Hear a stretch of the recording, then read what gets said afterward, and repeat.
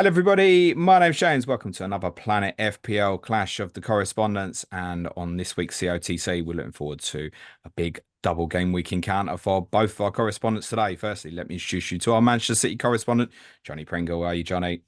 Yes, good. Thanks, James. Thanks for having me on again. You're very welcome, pal. And our Brentford correspondent, Tom Medzin. How are you, Tom? Yeah, good mate, not bad at all. Thank you. Good stuff. I'm very aware that everyone wants to talk FPL assets, and we will get through coverage of them. But firstly, Johnny, how well is City playing at the moment? Yeah, good. Probably the best we've played at any point this season. 10 wins on the spin now in all competitions. Players coming back fit. De Bruyne, Haaland back. So, yeah, it's looking good. Everybody fit. How big of a difference is that, and how much of a headache is it to the rest of us who want to pick players? Well, it seemed like everyone was fit. Kovacic and Vardiol haven't been in training today, but Okay. yeah, as of the weekend, everyone was fit. And yeah, I think it does make a difference because all of a sudden the bench just looks just a lot heavy again.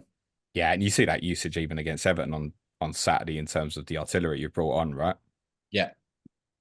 So we are pre-recording this on Monday night. You're going to be, when this goes out, Johnny, I believe probably in Denmark. Yeah, yeah, I'm going tomorrow. So when's it going out, this? Well, Tuesday lunchtime-ish, you'll probably already be in Denmark, I should imagine. You're obviously going for the Champions League tie in Copenhagen. Do you think part of Pep's selection on Saturday was with Tuesday in mind, considering the second leg falls in between United and Liverpool? Yeah, I think so. Yeah, I think so. You could tell that from the lineup, how he rested De Bruyne, Bernardo. Diaz was rested as well, wasn't he? So, yeah, I think so. I presume even having one at Tottenham, that's all the hoodoo's done now as well. Yeah, that So was a good this day. We've achieved everything now. foregone conclusion, treble incoming again, right? Haha, I don't know. Too early to say at the moment. I tell you what I am interested to know though. Who are you more bothered by at the moment in terms of concern? Is it Liverpool or Arsenal? Liverpool, Because just because of the whole cultish sort of behaviour that they've got and the fact that it's Klopp's last season and they'll probably conjure up some voodoo at Anfield somewhere along the way, but including against us. in fairness, Arsenal could have been out of this 2 weeks ago and they feel very much still in it, right? Yeah, they do. Arsenal have sort of been weird. They've sort of come and gone. And then when I think it was when they lost to West Ham, you just sort of looked at them and thought, they don't seem serious this season, but they have looked really good the last two games. And yeah, I did sit up and sort of take notice again yesterday. So you can't rule either out. But again, it's just like the pedigree of Liverpool. They've been there and done it and taken us right to the wire. Arsenal just quite didn't last year. So I think it's probably the history of it as well. Is there a little bet in that as well that you've still got to go to Anfield, whereas you've got Yeah. Arsenal at home? Yeah, definitely. And I think that will be big, actually. I think in all of the title races we've had against Liverpool, we've always played at the Etihad second. We've always gone to Anfield quite early in the season. So yeah, I think that might be telling. Okay. Tom, how do you see the title race at the minute? I still think it's all three. I mean, the Arsenal result against Liverpool, obviously the other day was the big one, but I still think it's City's City's in hand. I think, although I know Liverpool got a little bit of advantage, they're just you get into the run, and especially with all the players back, I don't know, you just see it just like impervious when it comes towards the end. It's just they go on these mad runs, and I think it's going to be between Liverpool and City, like Johnny said, but I think Arsenal will have a blip and there'll be a result in there which will be a bit dodgy and no one's expecting, if that makes sense. Whereas Man City and Liverpool, they just always look unbeatable towards the end of the season. So I don't think, Johnny, I've spoke to any neutral in the last couple of weeks who doesn't think you'll win it again. Well, yeah, like Tom says, it's lining up, isn't it, for that classic sort of City run. So it's just whether we can go on it or not. And if we do, then we'll win it. Challenging run between sort of now and sort of Villa coming in 31, though, isn't it? It's a tough Yeah. run. Yeah, it is. Both of our sort of all of our tough fixtures have sort of come in two bunches this season. So I think we're better placed for this run than we were the one in November, December, where we seem to draw every game. But yeah, we'll see how we go on. And Tom, we've been a bit worried about you at times this season, but you yourselves also beginning to get players back fit. And obviously the talisman is back up front, isn't he? And I'm not talking about Neil Maupay. okay, oh right, yeah, no, he's back, and yeah, bagging goals like he's never been away. So yeah, That felt massive. like a big win at Wolves at the weekend. Me and Johnny can both testify if you don't get it right there, you're liable to get turned over. It's obviously 2 wins since Tony's been back, and kind of the 2 you maybe were targeting points in. You got the 6 points. Do you feel like you kind of edged clear of trouble a bit? Yeah, I mean, what's that? The 4th time we've played Wolves this year already, and it's the first time we've actually beaten them. So I was hoping for a draw, to be honest, because Wolves have just been playing so well. And then, yeah, we just turned up and didn't have any possession and just managed to. Well, to be honest, I didn't have any possession, but I thought we played quite well. It's much better than we played in recent weeks. And there's actually a fit team that have started to play together, because it was always the team would sort of get together, then one player would get injured, or the team was sort of as it was, and then we'd have one player introduced, and there never was a time where there was an 11 together. And I think now we've got, maybe barring like a right wing back and Brian and Bumo, it's pretty much almost their full strength now, I'd say. Yeah, obviously this will be back this week. Yeah, he'll be well. back. Absolutely, yeah. I mean, whether he comes back into the team straight away, I don't know, to be honest. So, but again, yeah, like he'll be rotating. Obviously, him, Maupay, and Bumo when he comes. Well, hopefully he'll be back fit soon, and that'd be very nice. The main man up front, Tony, though, will not get rotated, though, is it? How big of a psychological difference has it made? Just knowing he's there. I think massive, because I think a lot of people were taking the mick out of like, oh, we made this huge deal when he came back and all of that. But we were in, I think what a lot of people didn't see as is we were in such a bad run of form, and everyone was saying at the start of the season, like, it's going to be the 3 promoted teams that are going down. But obviously Luton have been playing a lot better, and it was getting a bit nerve wracking. Like as you know, I'm usually the eternal optimist. And even I was going like, we need to actually get some points on the board, because it's getting a bit scary. And just having him back and just using that as a catalyst to go like, the team is back, rather than just being him. It was like he could be the catalyst to get the team back playing together. And Thomas, since he's been back, I think the 3 games we've had since he's been back, we've looked a lot better as a team. He's got 3 and 4, I think, hasn't he? It's just City he didn't score against, I think. Just City didn't score against, yeah. What do you learn, Tom, from the fact you're obviously about to play City again after Liverpool? What do you learn from the fact that you've only played them last week?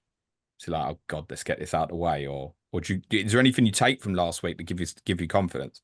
Thomas, annoyingly, I thought we played really well against City. Like, we played as well as we could have played.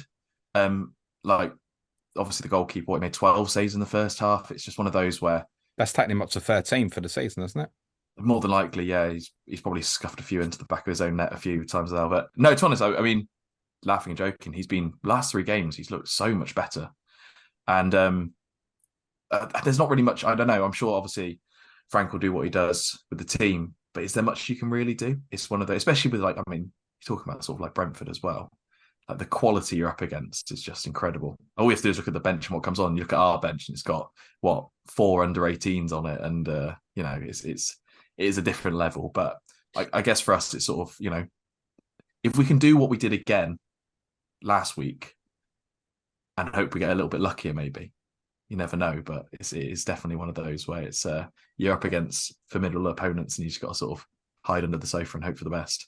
Yeah, that's it. I mean, I've watched both your last 2 games, Johnny, and I agree with Tom. I actually didn't think Brentford played badly against you. I just thought just the level above, quite honestly. And then on Saturday, obviously Everton put in a great defensive display. They couldn't really do a lot with it, but kept you at bay for long periods, whereas obviously you had so many efforts in goal against Brentford, but you just find a way, didn't you? Yeah, I mean, we got exactly what we expected against Brentford, just really stubborn defence, and Pep went all out attack, didn't he, with everyone on the pitch. And they must have identified Flekken as a weakness, because we don't shoot that often from outside the box. And credit to Flekken for obviously keeping us out for that long, but then eventually it did just tell. And the quality in the second half got us over the line, but there was still some hairy moments. With Everton on Saturday, I felt like it was just Pep's setup that he got wrong. Tweeted that Akanji sort of inverting from left back, and then Nunes and Alvarez as number 8 just didn't feel right. All of a sudden going from De Bruyne and Foden in there to being Nunes and Alvarez didn't seem right for the first half. And I was never worried, because I thought that obviously you would change it. De Bruyne came on, Walker came on, so Foden came inside, and we looked a lot better. So I think that's what he's got to sort of stick with. And your own big man up front, He's back now. None of that. He looks lackadaisical. He's in front of goal and finishing again. I presume, Johnny, triple captainship active? Yeah, it is already active. I think it's primed for it, to be fair. Like I say, with KDB back, I think that is what makes Haaland the sort of like beast that he was last season. I think he has sort of come down a level and become a mere mortal maybe this season without De Bruyne.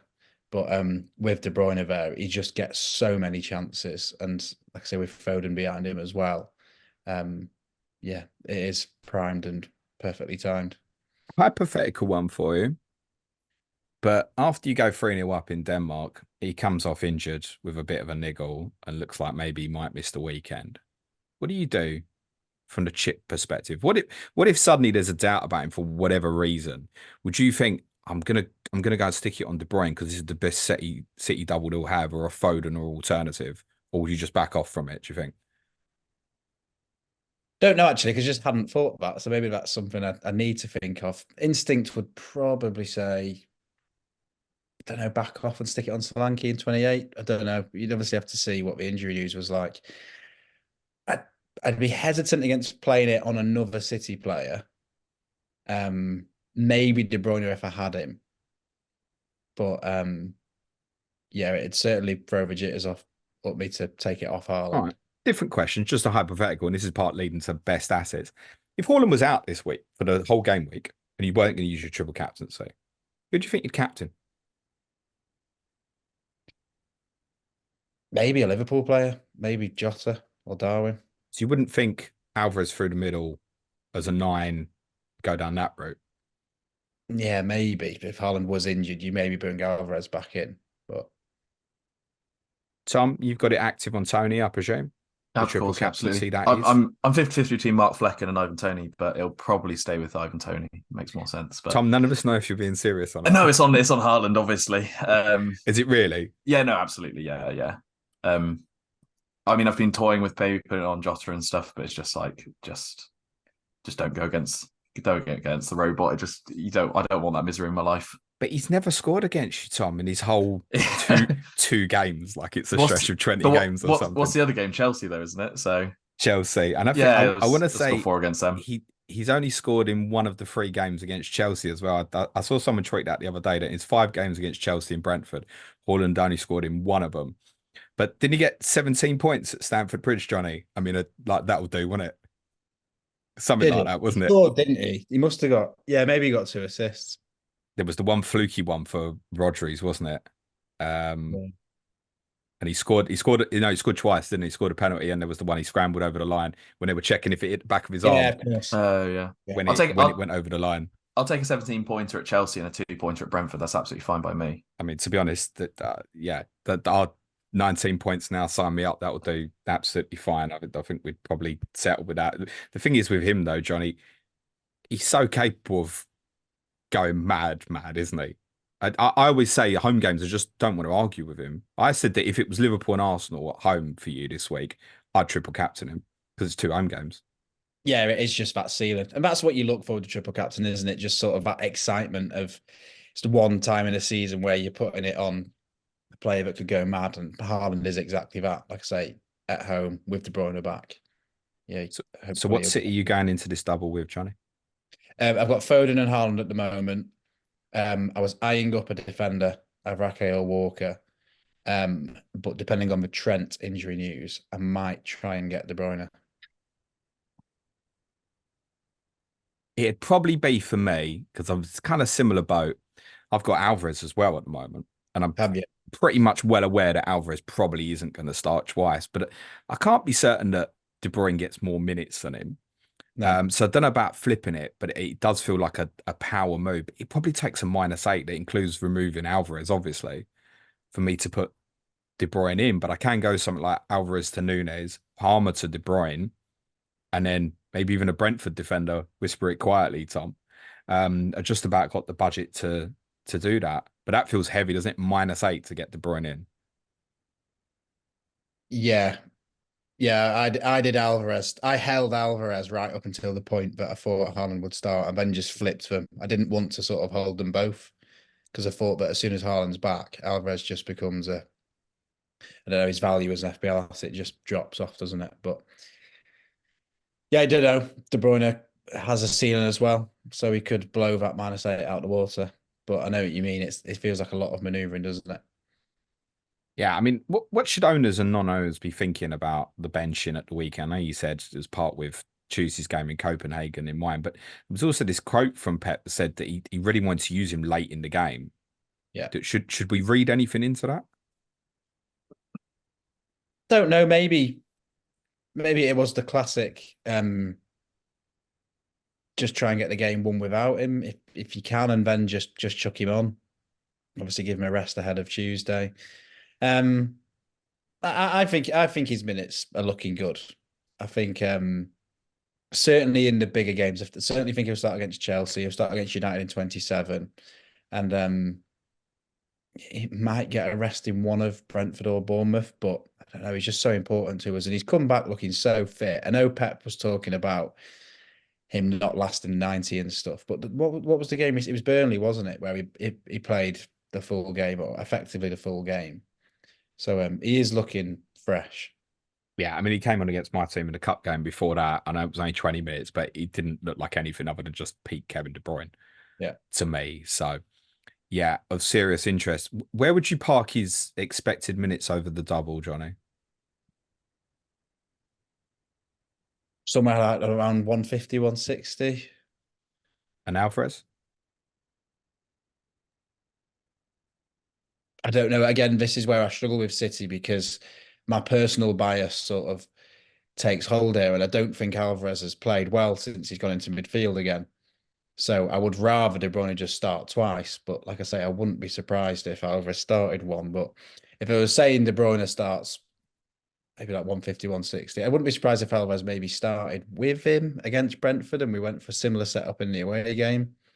So I'd expect Alvarez to get at least 100 as well. Okay. Yeah, I mean that's kind of my thinking as well. And I think, well, if I expect that, I probably don't move him. I just run with it for now, I think. Yeah. What would you say to someone, Johnny, who was thinking about moving Foden to De Bruyne?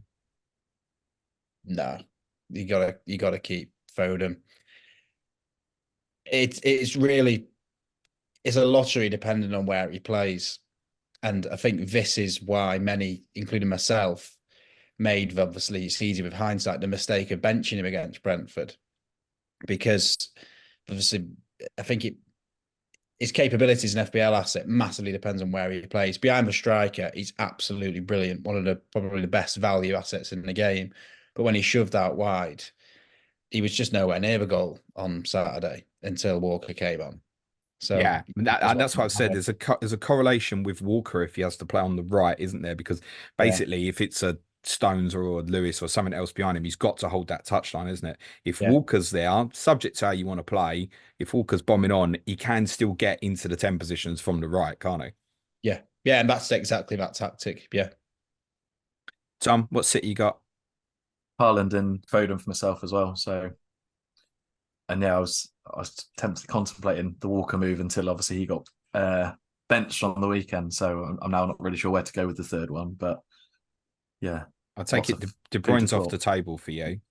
No, I've got the money to go from Saka to De Bruyne straight up. But yeah, Saka against Burnley after scoring two. Don't ask someone who just sold Bukayo Saka. Well, don't worry, I benched him this week, so could be worse. Well, now you've still got him. I think I'm worse off, mate.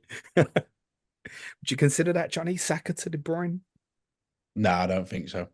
I suppose there's others, isn't there, like Bowen to De Bruyne, that sort of thing might be tempting. If people can do the one that I'd said, maybe even now flip, if the money was there, if people have held for Salah, maybe, like Palmer to De Bruyne now. Yeah. Would be tempting, I think. Yeah, I mean, the fall guy for me, if Trent is injured, would be Gordon. Okay, yeah, makes sense. So I think it's players like that. But no, I think Saka's your bread and butter. You wouldn't buy Alvarez at this stage, would you, Johnny? No, I think he's a no-buy. So Haaland, near enough a must, basically. Yeah. De Bruyne, yes, if you can. Foden, you want. If people were saying money's no object, buy De Bruyne or Foden, where would you tell people to put your money? Oh, that's a tough one. Money was no object. I don't know. I think the doubts over where Foden plays probably level out sort of De Bruyne's almost like, I say, lack of goal threat. Do you know what I mean?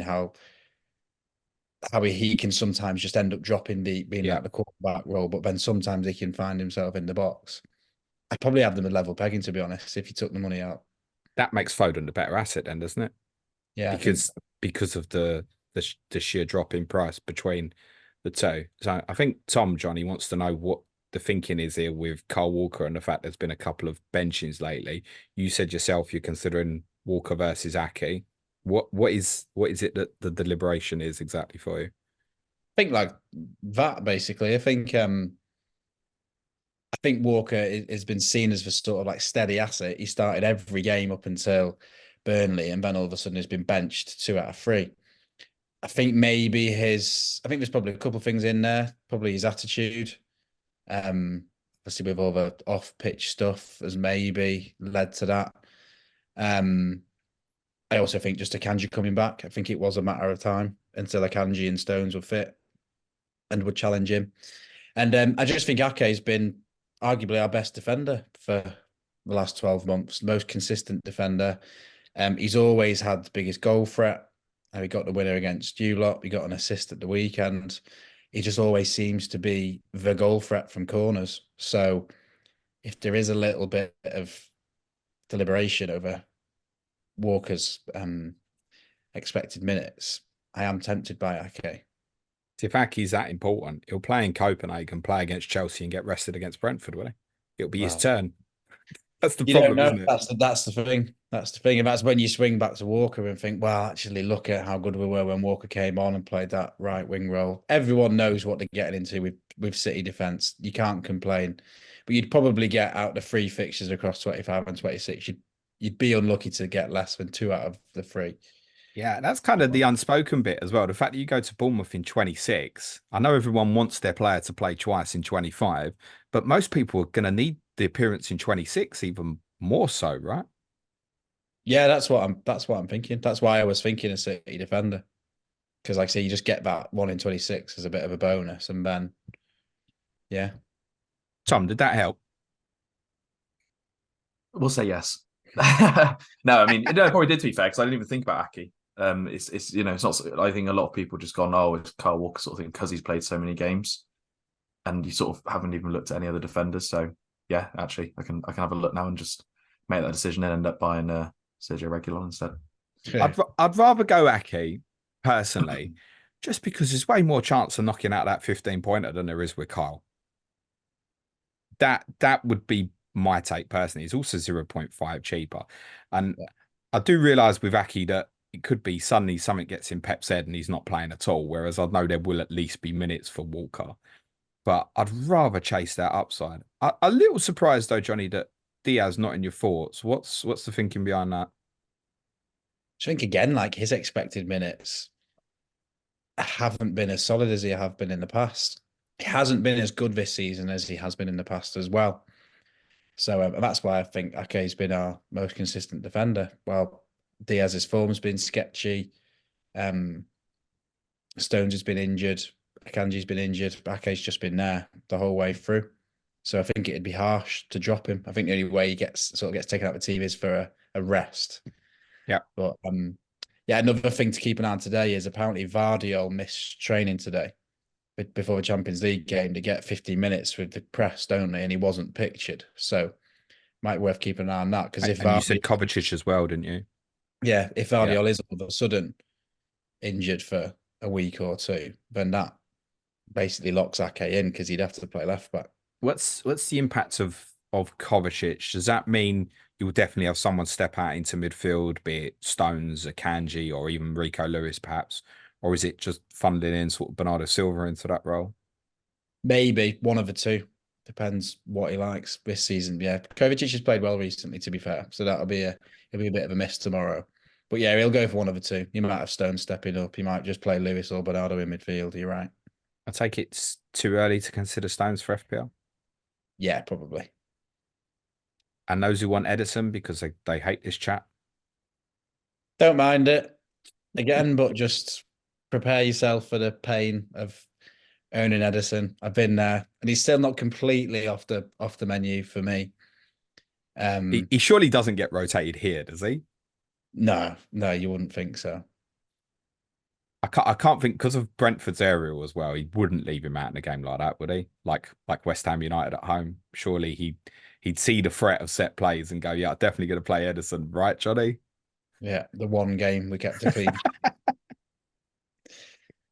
Yeah, I think he's a solid pick, and yeah, he looks good until someone trickles over a consolation goal in the 92nd minute. If you'd have owned him against Burnley, oh my God, I think I would have thrown my phone at the TV screen. Was that the night everyone benched Walker? Was it? Was that game? Wasn't it? Yeah. Okay. Cool. And and again this weekend getting Saliba's points, but that's a different discussion, isn't it? Yes. I take it therefore, Johnny, based on these discussions, if you were free hitting this week, De Bruyne, Foden, Haaland. Yeah. Okay. Tom, you in agreement with that? Yeah. KDB will be. I'm going to see what I can do, but might be a -4 in there for him. Personally, I think closure on the City defenders, I'd want to punt Nathan Ake, I think, based on what you said, Johnny. That there's just the best upside on that, I think, and it'll be what it'll be. Tom, what Brentford's in at the moment? Flekken and Toney. How quickly did you get Toney back? Only last week, only this week. So you didn't get him for the guaranteed goal against Forest? No, I can't remember exactly what I did, but there was a way like I couldn't get him straight back in because which was I had to take out Watkins for him, and luckily I kept him in for that beautiful big haul. But yeah, against Sheffield United. But it was either take Watkins out against Sheffield United and get Toney in, or hold off for one more week. So I've got him in this week. Does he look at 100% to you now? Oh yeah, he's. I think it's fair to say he was blowing extremely hard against Forest in that first game, which is understandable. Forest looked not so good, but yeah, since then he just looks better and better. I mean, there's just the little things that he does that sort of just like you don't realise obviously when you do FPL because obviously not many people watch Brentford. The City game maybe like the way he sort of turns his body to let Maupay in for the goal. Like they're all looking at him and no one's looking at Maupay, and then obviously the finish against Wolves was ridiculous. Like, I think it's one of those where so easy. Yeah, I think it's one of those where people look at it and go, "Oh yeah, he's just tapped in," but no way, that's such a tough goal to finish. So yeah, he's looking really, really good. His hold up plays fantastic as always, and just he's looking right on it. So yeah, definitely easy to buy him at the moment for me. I take it. I'm just trying to think here. If you were free hitting this week, it's probably Haaland, Núñez, Toney front three, isn't it? Yeah, probably got to be, isn't it? I mean, obviously we talked about Alvarez, but you're going to get 180 minutes out of Toney. That's the benefit, and you're going to have him on penalties. And it's one of those where he's proven over the last 2 seasons that he can score against anybody. So he is that threat, and I think it's one of those where obviously ridiculously tough games against Liverpool and City, but they've not kept the most clean sheets this season. No one's kept any clean sheets this season. So it's one of those where all he has to do is pop up one goal. And you're laughing really. Thing is, though, the most I've put is it's not Tony's playing City Liverpool because I love that. A talisman forward who's going to get sort of circa 180 minutes in a double, and I think you could expect sort of 175 probably. Yeah, then that's great, not a problem. It's also the after though, because unless you're free hitting in 29, there's no way you're selling him. No, and then the fixtures aren't good, are they? They're not awful though, are they? Well, West Ham United away looks a little bit better after Sunday, admittedly. We are recording prior to Chelsea's game at Crystal Palace. But we always beat Chelsea, so that's fine. Away, not necessarily at home. That's true. But it's Arsenal away. I think Arsenal's a tough one. But I think in all of those games last season, we've scored at least 1 or 2 in every single one. And all you need is to score 1, really. All you need to score 1 in a 1-0 win, and you get bonus points. Even if we lose, you're going to get bonus points from him, just the way he sort of passes and holds up the ball. He just always seems to be in and around bonus, unless he gets himself booked. Then after Burnley, United at home, Brighton and Villa is another tough 3. It's a really tough run. And if we can say Toney, cool, talisman, no problem. But if we then move that conversation on to the rest of your players, sure, this becomes awkward, doesn't it? Because that's a tough run for everybody else in the squad. Yeah, definitely. I think the nice thing about a lot of the players in the squad at the moment is they could quite easily be benched. So you've got like your Pinnocks and your Regulons at what, 4.5 and 4.4. You got Flekken at 4.5 if you did want to go down that route. I would advise against it because it's probably even worse than owning Ederson this year. And there is a few midfielders that you could go down. Like Jensen's obviously pretty cheap. But I mean, again, I don't know whether you really want to go down that route, but it's one of those where there's probably better midfielders at that price. But if you really want to steam in someone for the double and you need someone for the blank, he's not awful. Other than that. So Flekken, yeah, is a no for you, Gemma, even though you own. No, I just want to. I mean, it's the same as Rare last year, and I think so. He's been a lot better last 3 games. He looks so much more confident, and I think now he's actually playing in front of a known quantity in front of him. He looks a lot better. I mean, the save he made against Neto on the weekend was outstanding, brilliant save. And there was even it's one of those where he's got so much bad press, and after the game, Brentford were even tweeting man of the match performance, like Mark Flekken appreciation posts and stuff like that, and I think it's one of those where maybe it's just taking him time to settle in. But he was Bundesliga Golden Glove winner 2 years in a row, last 2 seasons. He's not just all of a sudden gone really, really shit. Can I just point out he's got more FPL points than Ederson? Yeah, well, save point against save points maybe, but it's not. I don't hate it. I mean, it's one of those players that you can put him in, have him for the double, have him for 29. I mean, obviously 29 against Burnley's not a bad game to have as a single game week when it's massive blank, and obviously a double against those 2 teams. Yeah, he might ship maybe 2 or 3 goals in both those games, but he's going to make an absolute hell load of saves because it's just going to be constant shooting against us.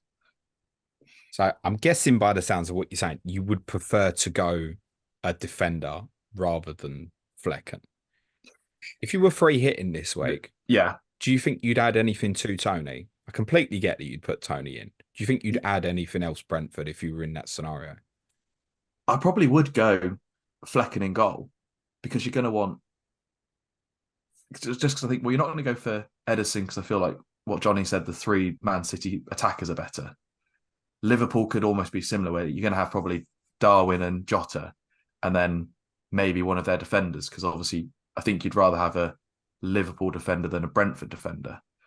And then it's like, well, what's the best of the rest really? And it's like, well, do you go Kaminsky in goal for Luton or do you go for Flekken? I think you're going to get a lot more save points from Flekken, and Luton's fixtures aren't amazing either, really, are they? So I probably would go Flekken, to be honest. And then do you stick in another one? Probably. So here's the interesting thing. Obviously, you played City recently. Yeah. You lost at Liverpool, obviously, earlier in the season. Yeah. You made 12 saves against City. In the game at Anfield, you made 8. Yeah. But across the 2 games he's got coming up, that's already happened this season, made 20 saves across the 2 games. Yeah. Yeah. So there's a whole possibility there. More likely than a defender, no? I think so, yeah. Because, I mean, if we're going to score a goal, it's going to be on the break or on the counter, and it's not really going to be like, regular run down, or it's going to be like a dodgy corner or something like that, because that we love our set pieces.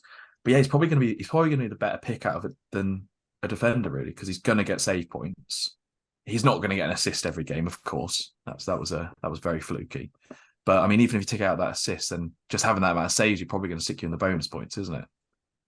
Okay. Let's talk about these defenders in terms of a bit more of a longer term thinking. Yeah. Best one for you, if people want to go in. There'll be people now, even I'm in this boat. I'm looking at selling Trent and I'm thinking, really want to get a Brentford defender for this double, but it definitely will save me a transfer down the line just by having it in place. Yeah, definitely. Yeah. I'm going to go with Regulon. Pinnock's so close behind it, but it's... Regulon's looked fantastic since he's played. I've enjoyed him since he's joined us. Yeah, keep enjoying him, buy him, mate. Yeah, Thomas, fine. Yeah, honestly, at the moment, the way he's playing... I mean, if Thomas Frank can sort out his concentration, as seen a la Foden's second goal against you last week. Let's not talk about his defensive capabilities, but his defensive capabilities are into question. But other than that, I mean, attacking-wise, he's looked fantastic. He's on some set pieces now. He's on corners and bits and pieces as well. So that's always good. So he's got that ability there. I mean, he should have scored as well. He's had a few chances.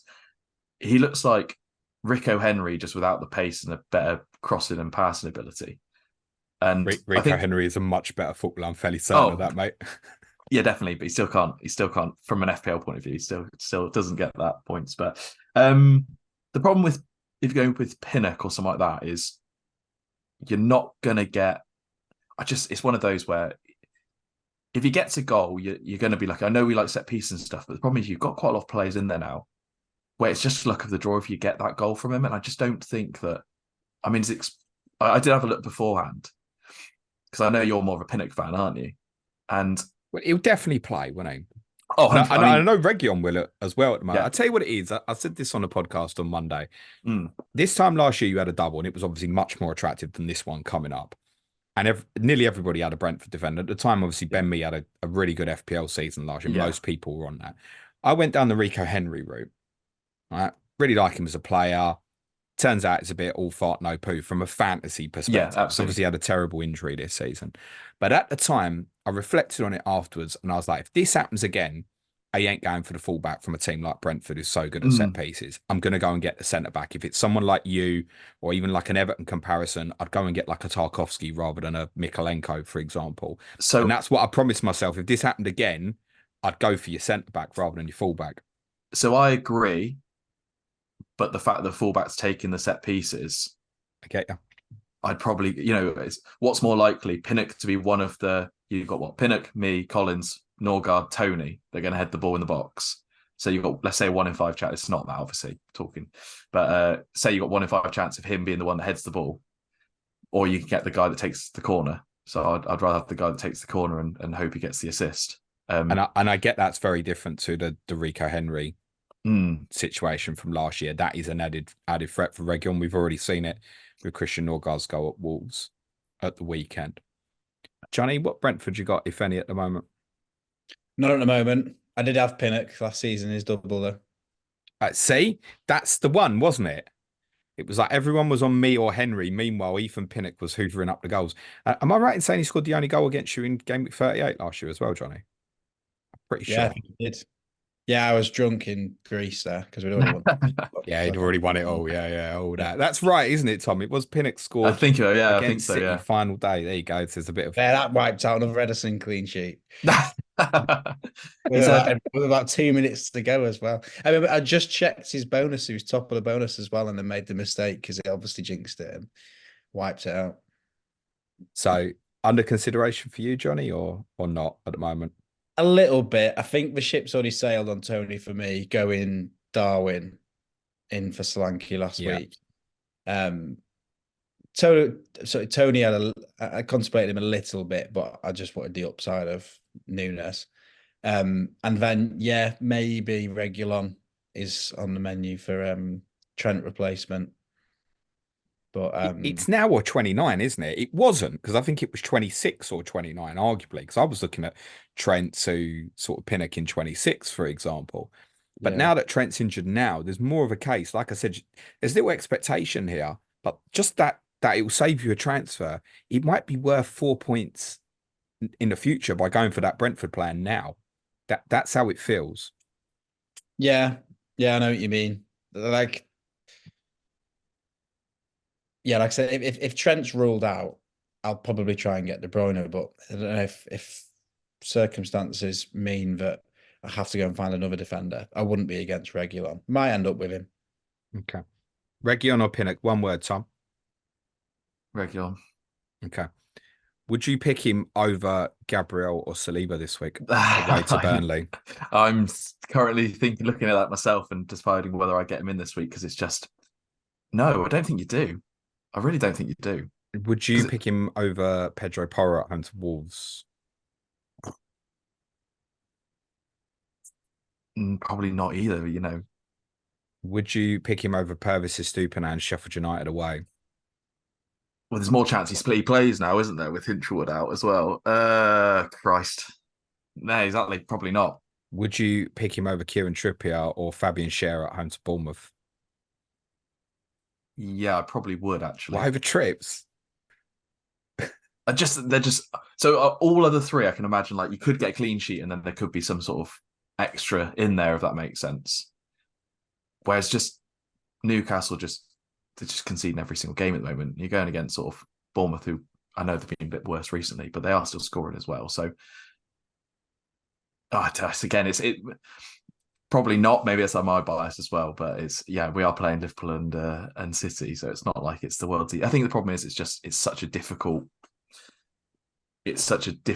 run. It's like, because the problem is, the nice thing with Flekken is if he gets the save points, you're going to get points which will go away against the conceded goals. It's just when you get Reguilón or if you get Pinnock, yeah, fine, concede 4, you're going to lose 2 points, and then you need a miracle goal or an assist to get the extra points, really. So realistically, if you get one in now, you're going to want to play it right with the double. Yeah, sure. I would be playing it over.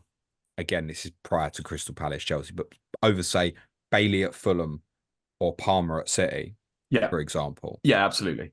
I don't know if that's right. No, I think, I don't know. Palmer against City, I mean, you got penalties. That's probably the only thing there. Isn't he? Could lose 5-1, he could score. He could still score. It's a bit like Toney, get a penalty, he could still score it, couldn't he? I mean, Ederson won't save it, will he, Johnny? He's due one. Oh, okay, cool. He's due one. It won't be in a double, will it? No, it'll be in the Champions League when no one's got him, I should imagine. Yeah. That's the problem, Tom, I think. It's like, where does it play? What I would say is, obviously, again, if anyone does go for it, you're going to need it in 26, almost definitely. Now, West Ham away looks better this week than it did this time 2 weeks ago, but like Paquetá might be back by then. That don't look great. Well, I've got Flekken and Toney at the moment, and my current thinking is to get one in for next week, not this week, because I have Pedro Porro, Gabriel, and Estupiñán, and it's like, well, if I bring him in, who am I going to bench for him? And so at the moment I've got 2, and I'm sort of one of those. By the way, I didn't know that you owned all those players when I asked that question. No, I know. When you were saying it, I was just laughing. I don't think you pick a Brentford defender this week over any of them 3. I mean, essentially, Manchester City away is the bonus game here. You wouldn't pick any of them players for Liverpool at home. Are we picking players on just expected minutes now? There's expected goals against, isn't there? Unfortunately, you'd bench him. I think it's one of those where, I mean, if you've got 2 free, but then it's like, if you get 2 free transfers and you bring him in, it's like, well, you're going to want to play him, but it just seems so wrong to want to play him against those 2 teams. Because like you said, if you take him individually, then do you want to play Reguilón against Man City? No. Do you want to play Reguilón against Liverpool? No. So, yeah. Any love for Roslev? No, not at all. I don't mean personally, mate. I'm talking about FPL now. I mean, FPL wise, personally, I think he's a great bloke, but no, Christopher Ayer's there, and Ayer at the start of the season was playing unbelievably well. And I think it could be one of those where, so I've seen a few times where we've done this back 5 and Ayer's played this sort of right back hybrid-y position. So basically allowing, which again makes Reguilón more interesting. Lewis Potter. That's what you did against us with Lewis Potter really high. Yeah, but I prefer it with Ayer because Roslev defensively isn't particularly good. Yeah. Ayer is much, much better. And you could then almost go into a sort of back 4 where it's obviously Ayer he can play right back, centre back, and then just push that around sort of thing with a sort of more of a hybrid defense. But yeah, I think just minutes wise. Yeah, Roslev's a bit of a concern purely as well, because I think the 2 weeks that interest you most are 26 and 29. So it's West Ham away, Burnley away, and they're the 2 where you might go, Aguero at right back 4, Visser's back in the front 3 with Maupay and Toney, for example. And I think it changes. The only 2 that you're going to get, obviously it'll probably go wrong now. They'll play Janelt at left back, but the only 2 that you can have that I'm confident will play 20, or like the games going forward, is Reguilón and Pinnock. That's the only 2 I could sort of go, yeah, absolutely. Whereas the others, I'm just like, 1 minute they could play, 1 minute they could be benched for another game. It just depends on formation and tactics and what we decide to do in that game, I think. Okay. The midfield 3, I'm going to guess if you wanted to punt one of them as an enabler, based on what you'd said already, Jensen over Janelt and Norgard, would you? Yeah, probably. I mean, Janelt's assist for the Toney goal was magnificent, but just those 2 sort of sit a little bit deeper. Jensen's given a bit more freedom. He's on some set pieces as well. So again, I mean, he'll be on probably free kicks or some free kicks and be on some corners. So Norgard Yeah, pops up Jensen. with him now, doesn't he? He does, but that's only his second goal of the season. So it's one of those where, I mean, Jensen's on 3 goals, 3 assists this season, I think, already. So he's definitely, last year he was obviously very good. This year, he's not been as good, but we've been obviously much worse. So Yeah, he's running similar. He's on 7 attacking returns so far, Jensen. He got 12 okay. last year. We all completely ignored him last year, didn't we? Yeah, well, he was, just didn't quite work out any time, unfortunately. But no, I think if you were going to go there, Jensen, I know I was speaking to Tom on who got the assist the other day, and he's might be punting him in this week. So, Tweeting of Tom, me and him were very high a couple of summers ago on De Silva, who was great when he came on against us. He really was. And he's got injured again, isn't he? Yeah, ACL. There was rumours even he'd done both ACLs. I think that's luckily just rumours, but he's out of contract in summer. His season is over. It's like his 3rd massive injury as well. And I really hope, obviously, that he's fine. Obviously, the clubs have already said he's going to support him and stuff. But what happens in summer? I mean, I just hope he's fine and sign him up for a new contract, because there's such a good player in there. Just he's never really been given the chance to do it because he just always gets injured. Okay, I'm going to finish, Tom, on Brentford by asking you the one question you don't want to be asked. Mm-hmm. If you were buying an enabling forward, would his name be Neil Maupay or would it be Elijah Adebayo? Oh, absolutely, Neil Maupay. That's that without question, surely.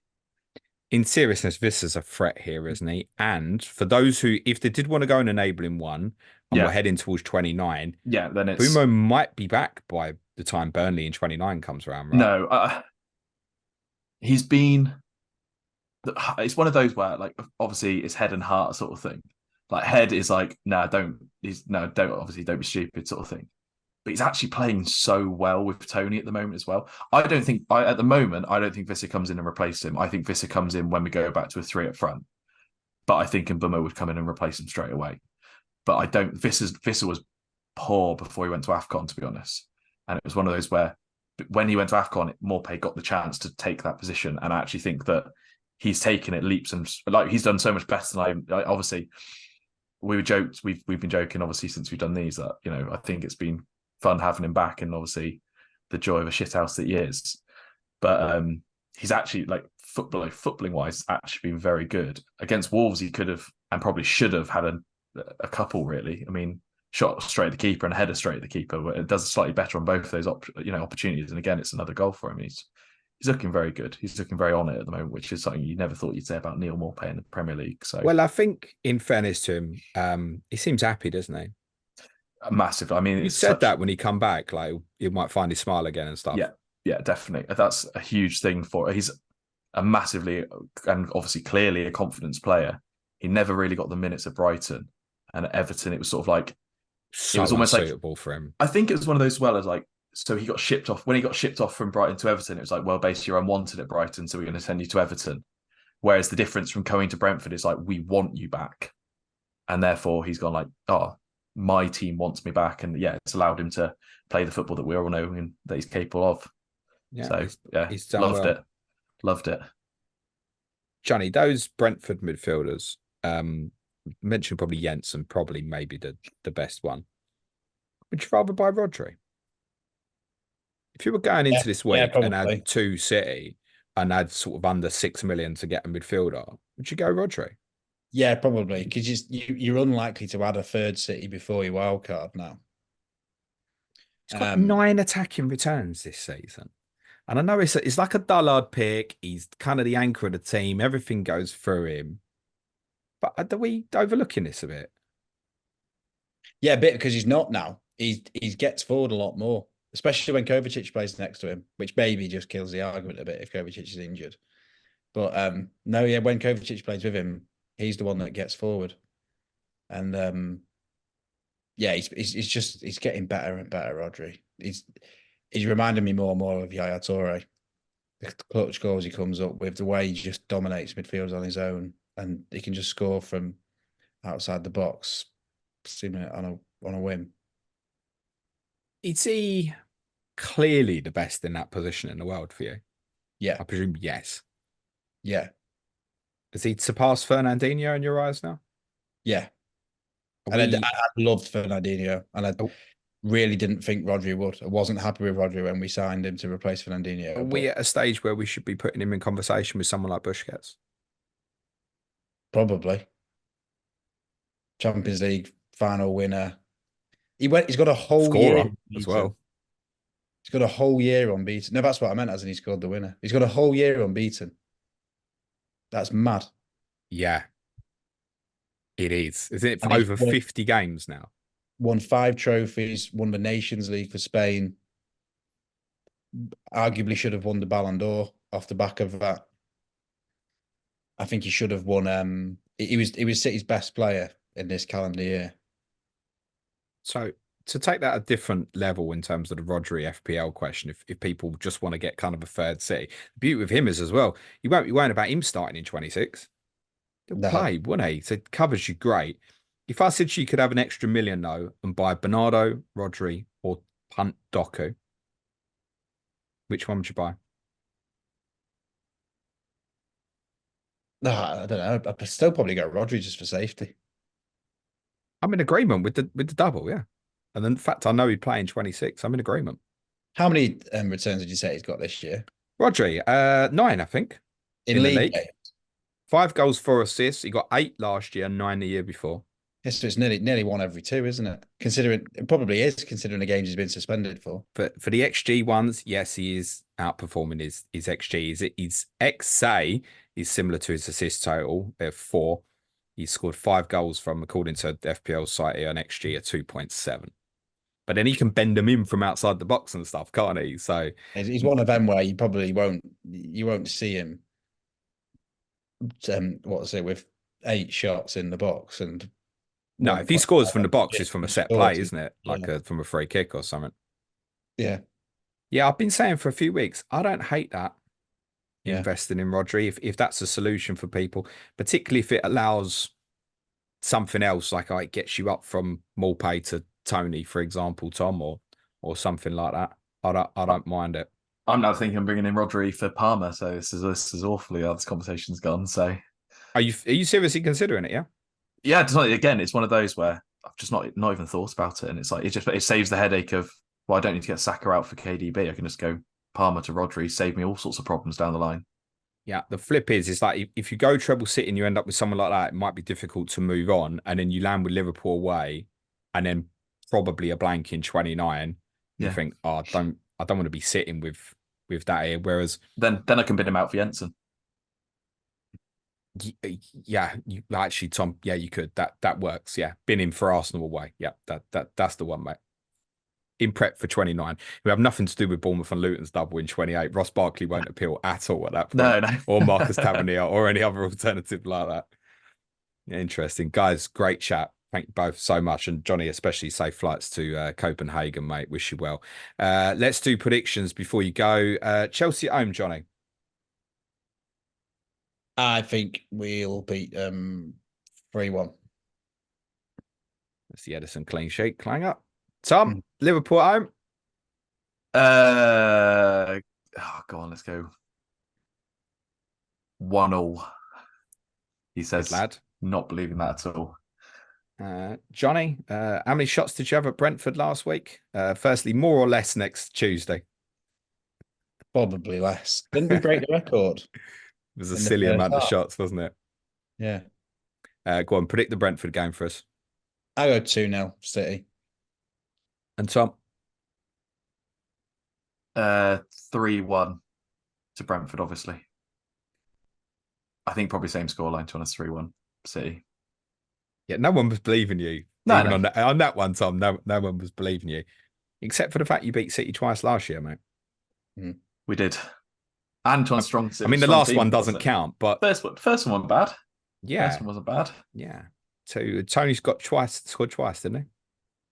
Was it twice? Yeah, Johnny's nodding. Yeah. Well, it's scarred in my memory. Yeah. So it's the only home game you've lost in the last 2 years or something, isn't it, Johnny? It was the last game before the World Cup, meaning we had to go a month on a loss. Oh, poor you. We made up for it, didn't we? We lost again. just a little bit, mate. The fact that you scored at Tottenham now means the rest of us are completely finished, I think. Thank you, gents. I think you saying 5 goals across the 2, Johnny, it probably feels about par, I would say. That's enough for me, I think, as long as Haaland comes through Tuesday night, all right, to say, yeah, I think that's triple captain for me, personally. Won't be for everyone. I know there's plenty setting up for bench boosts with Ethan Pinnocks and Sergio Reguilons and Mark Fleckens and the like, Tom, because as we worked out, they probably shouldn't be in the 11 this week. Good luck to you both, gents. COTC next week, probably be Tuesday as well. Manchester United, boo, says Johnny. Against Fulham, says boo, says Tom. With Gary Robinson and Dara Curran. Sudge will be back with me for the Sky Fantasy Football podcast tomorrow. Just tease me. So thanks again so much to Johnny and Tom. Good luck, gents. Cue music, please, man child.